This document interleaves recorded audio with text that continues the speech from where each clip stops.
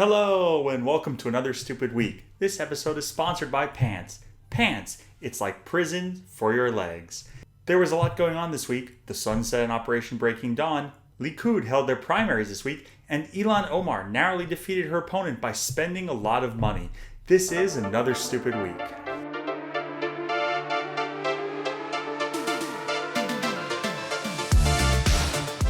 The Likud party held its primary this week, and from the results, it was more or less a Bibi ass-kissing contest. The top 10 spots of the primary went to Netanyahu loyalists and was criticized by other parties for being only men. Likud is expected to be the largest party in the Knesset in the upcoming election, and if Bibi manages to scramble together a coalition, these will be the people who have to watch the ministries that they want go to other smaller parties that Bibi has to beg to be in their coalition. If the anti-Bibi bloc isn't able to form a coalition, they will once again sit ignominiously like losers in the opposition. One thing was clear from who came out on top, that like it says on Sarah Netanyahu's chastity belt, it's Bibi or bust. After months of waiting, Israel finally has gotten what it really needs to get out of its political slump. Another former general in the parliament. Gadi Eisenkot, former chief of staff and person who is currently not passing his monthly physical exam, has announced that he'll join the Blue and White Party alongside Benny Gantz and Gideon Sa'ar.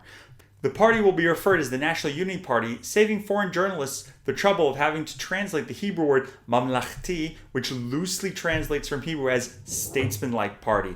And here's a tip. You should never have to tell people what you are. It's kind of like the dudes in the gym who say, I'm an alpha bro, or a used car salesman calling his lot very good value cars.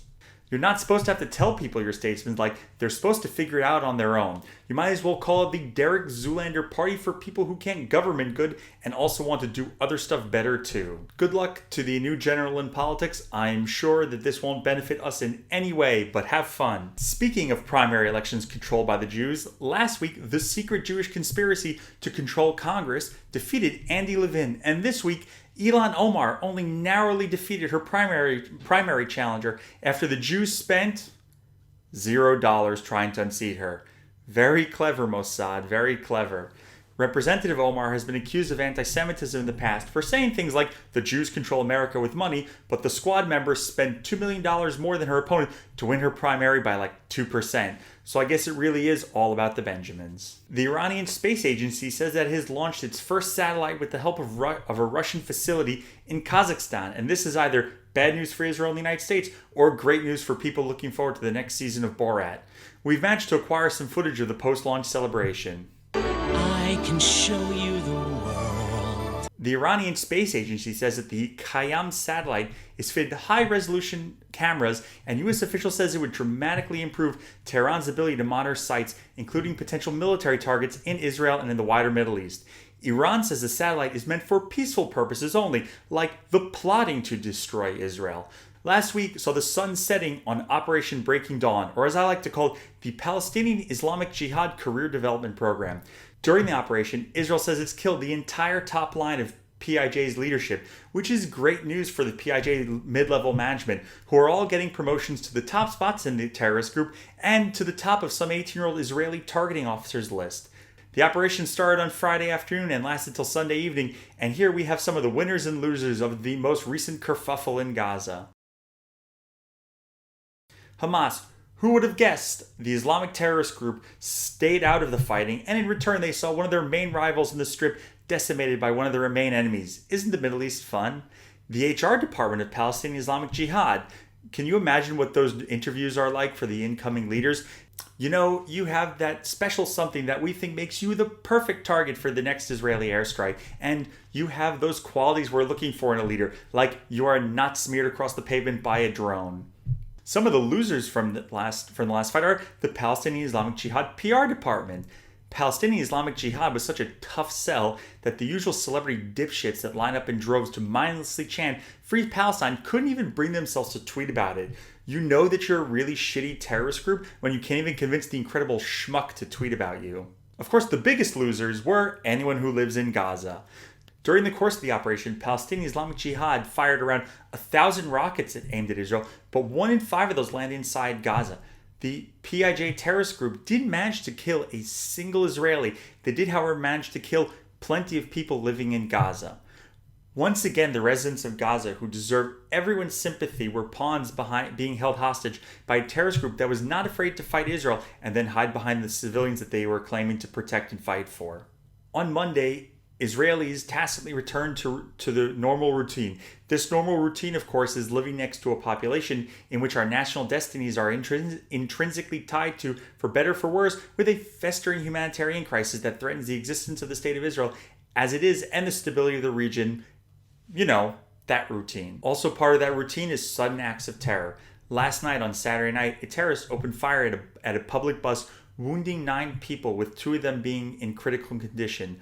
One of the victims was pregnant and had to have her baby delivered prematurely to have even a chance of saving both of their lives. At the time of this taping, there's no word on their condition.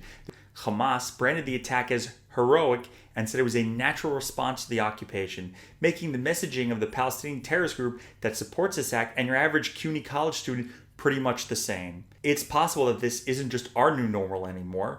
On Friday, Salman Rushdie was stabbed at an event after living for years with death threats over his work. The Iranian Ayatollah Khomeini called for Mr. Rushdie's execution in the 80s and offered a $3 million reward in a religious decree called the Fatwa. Last week, the Justice Department on Wednesday unsealed charges against a member of Iran's Revolutionary Guard for attempting to arrange the murder of former National Security Advisor John Bolton. And last month, an armed gunman was arrested outside an Iranian dissident's home in Brooklyn. He was peeking through the windows and trying to get inside. Israelis spent the last week in a bomb shelter because of an Iranian-backed terrorist organization is outraged that Jews exist. And Salman Rushdie is currently fighting for his life in a hospital because Iranian religious leaders were offended by a book. And this is the country that we're supposedly negotiating with.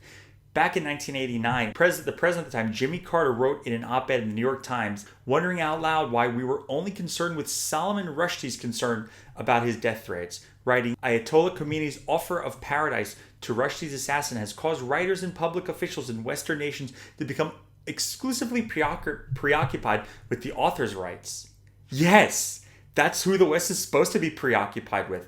The New York Times is still playing dumb this week, saying the motive of Salman Rushdie's attacker is unclear.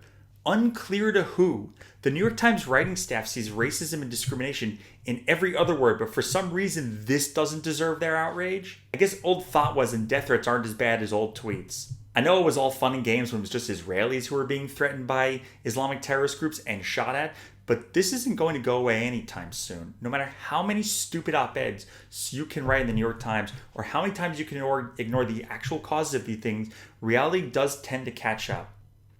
And on that note, that's it for this week. Thanks for joining me. Please consider hitting the like button and subscribing to get all the updates and commentary. And now here's your, oh God, why are they doing this moment? Hey, you like having these legs? You like having your legs up? She's going with it.